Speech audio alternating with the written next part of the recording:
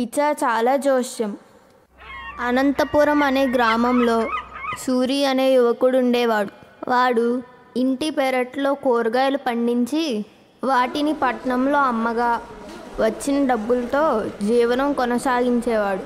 ఒకరోజు పట్నానికి కూరగాయలు తీసుకొని వెళ్ళి అమ్మి సూరి తిరిగి వచ్చేసరికి సూర్యాస్తమం అయింది. రాత్రి ఆ చీకటితో పాటు ఉరుములు మెరుపులతో వాన ప్రారంభమైంది. వాన పెద్దదవ్వడంతో దారి పక్కన ఉన్న చింత చెట్టు కింద నిలబడ్డాడు. అరే, గంట పైన అయింది, ఇంకా వర్షం తగ్గట్లేదు, ఇంటికి ఎలా వెళ్ళాలి అంటూ సూర్య దిక్కులు చూస్తుండగా దూరాన ఒక చోట కనకనమంటూ మండుతున్న ఒక మంట కనిపించింది. ఇంత వానలో ఆరని ఆ మంట ఏమిటి? ఈ వింతేమిటో నేను చూడాలి అనుకుంటూ వాడు దాన్ని సమీపించి భయంతో కెవ్వుమని కేక పెట్టాడు. అందుకు కారణం ఆ మంట చుట్టూ కూర్చొని ఉన్న 3 పిశాచాలు. సూర్య కేక విని పిశాచాలు వాడి వైపు చూసి, ఇలా వచ్చి కూర్చో, ఇందేమీ మింగేయడంలే, నీవు అనంతపురం గ్రామం వాడివే కదా, రేపు మీ గ్రామంలో ఏం జరుగుతుందో చెప్పు అని అడిగాయి. పిశాచాలు అలా అనగానే సూర్యం కాస్త ధైర్యం తెచ్చుకొని వాటి దగ్గరికి పోయి, నేను కూరగాయలు అమ్మి పొట్ట పోసుకునేవాడిని, నాకు జ్యోతిష్యం తెలియదే.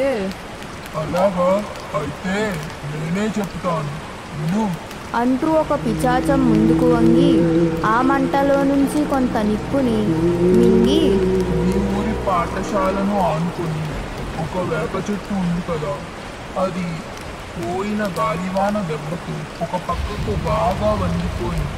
రేపు ఉదయం వేళలో ఆ చెట్టు పాఠశాల మీద కూలిపడిపోతుంది అన్నది. రెండో పిశాచం కూడా ఆ మంటలో నుంచి దోసెలతో నిప్పులు తీసుకొని తల మీద పోసుకుంది. ఆ సాయంత్రం జరగబోయే దేవుడి ఊరేగింపులో ఆ ఆలయం ఏనుగు పిచ్చెక్కిపోయి అంతా సర్వనాశనం చేయబోతుంది అన్నది తల మీద ఉన్న ఆ నిప్పులను మంటల్లో రాలుపుతూ. మూడో పిశాచం తన నోట్లో నుంచి మంటలను ఊదుతూ, రాత్రికి మీ ఊరు పెద్ద చెరువు కండిపడుతుంది అన్నది.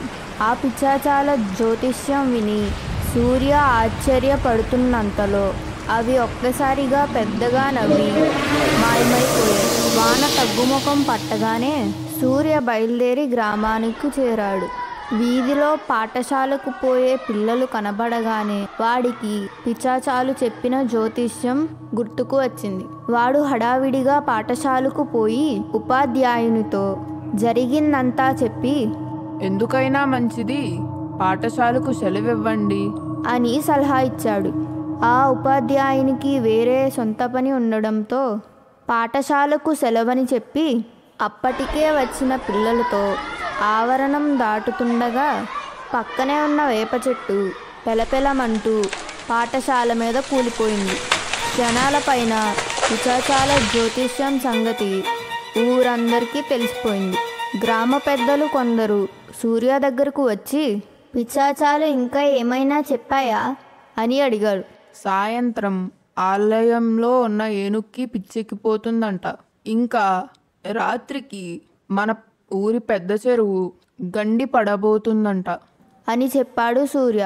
ఇది విన్న ఆలయం ధర్మకర్తలు ముందు జాగ్రత్తగా ఏనుగును తీసుకుపోయి ఊరి బయట ఉన్న పెద్ద చెట్టుకు ఏనుగుని గొలుసులతో కట్టిపడేశారు. అయితే దేవుడి ఊరేగింపు ప్రారంభం కాగానే అది పెద్ద ఘీంకారాలు చేస్తూ గొలుసులు తెంచుకొని అడవిలోకి పారిపోయింది. ప్రమాదం తప్పినందుకు గ్రామస్తులందరూ సూర్యాన్ని మెచ్చుకొని ఆ రాత్రి కొందరు కాగడాలతో చెరువు గట్టుపైన కాపలా కాశారు. అర్ధరాత్రి సమయంలో వాన నీరు కాలువల గుండా వచ్చి చెరువులో పడడంతో దానికి గండి పడింది. వెంటనే అక్కడ ఉన్న జనం ఆ గండిని రాళ్లతోనూ మట్టితోని పూడ్చివేశారు. పిశాచాల జ్యోతిష్యం అక్షరాల నిజమైంది సూర్యం.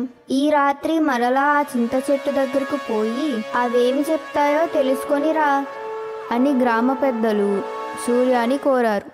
సూర్యం చీకట పడగానే పిశాచాలు దగ్గరకు వెళ్ళాడు.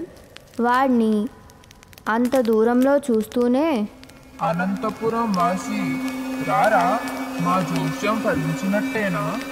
అని అడిగాయి. ఓ మహాబాగా ఫలించాయి. పిచాచాల జోస్యానికి తిరుగుంటుందా? ఈ రాత్రి ఏం చెప్తారో తెలుసుకుందామని వచ్చాను అన్నాడు సూర్యం. మరునాడు రాత్రి జమీందారు ఇంట్లో దొంగలు పడబోతున్నారు. రెండోదిగా గ్రామ పెద్ద ధనుంజయ కూతురు పెళ్లికి వండే ఆనపకాయ పులుసులో బల్లి పడబోతుంది అని చెప్పి మాయమైపోయాయి. సూర్యం గ్రామానికి తిరిగి వచ్చి ఈ సంగతి జమీందారుకు, గ్రామ పెద్ద ధనుంజయకు తెలియపరిచాడు. వాళ్ళు ముందే జాగ్రత్త పడడంతో ప్రమాదాలు తప్పాయి.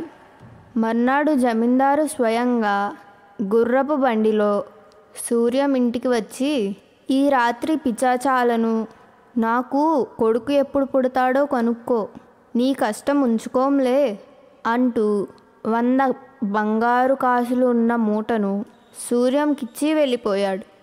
ఆ తర్వాత కొద్దిసేపటికి గ్రామ సర్పంచ్ వాడి దగ్గరికి వచ్చి, మా పూర్వులు, మా భార్య తరపు వాళ్ళు 7-8 తరాల కిందట ఓడ వ్యాపారం చేసి లక్షలు కోట్లు సంపాదించారు. ఈ చిల్లర కొట్టేమిటి? ఓడల మీద సముద్ర వ్యాపారం ప్రారంభించమని నా భార్య ఒక్కటే పోరు పెడుతుంది. అందులో నాకు అచ్చు వస్తుందో రాదో కాస్త పిచాచాలను అడిగి తెలుసుకో అని సూర్యం చేతిలో ఒక బంగారు కాసు, ఒక వెండి కాసు పెట్టి వెళ్ళిపోయాడు.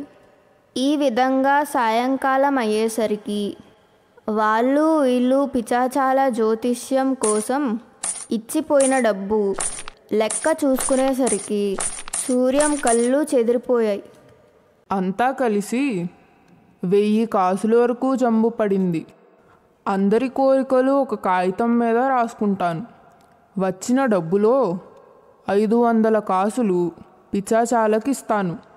నేను మిగతా 500 కాసులు ఉంచుకుంటాను అనుకుంటూ ఆ డబ్బును మూట కట్టుకొని పిచాచాల దగ్గరకు పోయాడు. పిచాచాలు వాడిని చూస్తూనే అనంతపురం వాసి రారా అన్నవి నవ్వుతూ. సూర్యం చనువుగా పోయి వాటి పక్కన కూర్చొని, మీరు ఎప్పుడు జరగబోయే చెడు గురించే చెప్తున్నారు. అలా కాకుండా జరగబోయే మంచి గురించి కూడా చెప్తే కనకవర్షం కురుస్తుంది అంటూ కాసుల మూటని పిచాచాలకు చూపించాడు. తర్వాత వాడు జరిగిందంతా పిచాచాలకు చెప్పి గ్రామ ప్రజలు కోరికలు రాసి ఉన్న కాగితం వాటి ముందు పెట్టి అన్నిటికీ జవాబులు చెప్పి, ఈ 500 కాసులు పుచ్చుకోండి, నా వాటా 500. ఒక్క రోజులోనే ఇంత సంపాదన. ఇక నేను కూరగాయలు పండించే గుడ్డు చాకిరీ మాని ఇలా హాయిగా డబ్బు సంపాదించాలని అనుకుంటున్నాను. వాడి మాటలు వింటూనే పిచాచాలు వాటి కళ్ళు నిప్పు కణకల్లా మారిపోయాయి. అవి వాడు తెచ్చిన కాగితంని, కాసుల మూటను మంటల్లో వేసి, ఒరే మూర్ఖుడా, ఇంకెప్పుడు ఇటు రాకు. ఒకవేళ వచ్చినా మేం నీకు కనిపించం అంటూ మాయమైపోయాయి. ఈ జరిగిన దానికి సూర్యం నిశ్చపోయి ఒక పుల్లతో మంటనంతా కదిపి చూశాడు. ఎక్కడా వాడికి కాసులు కనిపించలేదు.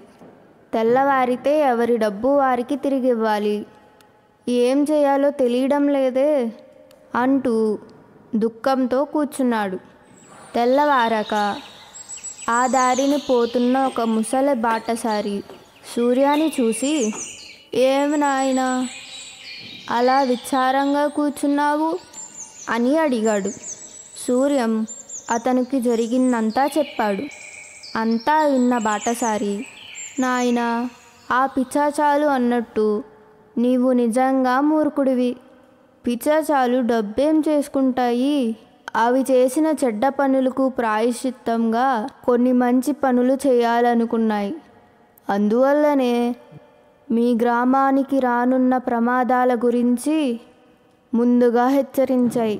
వాటి మంచి ఉద్దేశాన్ని నీవు వ్యాపారంగా మార్చాలనుకున్నావు. ఆ కారణంగా అవి ఇంకా నీకు కనబడనంటూ మాయమయ్యాయి. ఆ మాటలతో సూర్యానికి తన తప్పేమిటో అర్థమైంది. 4-5 నెలల పాటు మరింత కష్టించి పనిచేసి గ్రామస్తులిచ్చిన డబ్బు తీర్చవచ్చులే అన్న ఆత్మవిశ్వాసంతో వాడు ఇంటి దారి పట్టాడు. నేను చెప్పే కథలు చూస్తున్నారు కదూ. అయితే మీరు ఫన్ మాత్రమే కాకుండా డబ్బులు గెలుచుకునే అవకాశం కూడా చెప్తాను. డబ్బులా? ఎవరికి, ఎలాగా, ఎప్పుడు అని అడుగుతున్నారు కదూ. అయ్య బాబోయ్, నిజమే అనుకుంటున్నారా? నిజమేనండి బాబు. ఎవరికి అంటే మొదటిగా వచ్చే 1000 సబ్స్క్రైబర్లు. కథ పూర్తిగా చూశాక లైక్ చేసి సబ్స్క్రైబ్డ్ అని కామెంట్స్లో పెట్టాలి.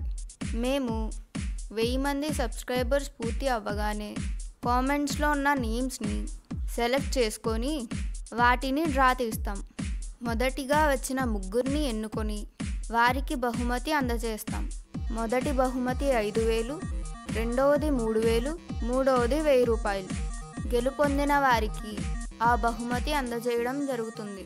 మరింకెందుకు ఆలస్యం, మీరే ఆ విజేత అవ్వచ్చు. కథను పూర్తిగా చూసి లైక్ చేసి